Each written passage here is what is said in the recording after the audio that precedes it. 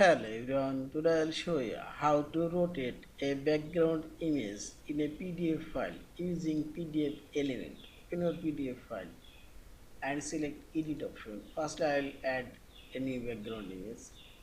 Click this background option and select add background and select your file option.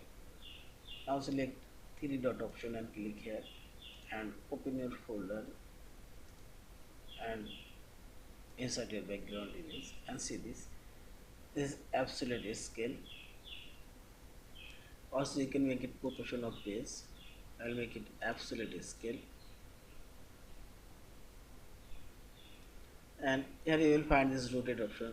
This is minus 45, this is plus 45.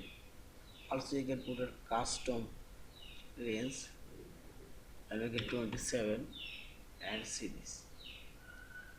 Now select all page or accessory page and this background image opacity and finally select apply.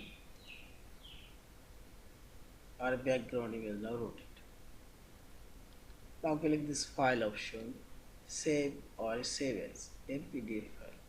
Thank you for watching. Please subscribe, like, share and comment.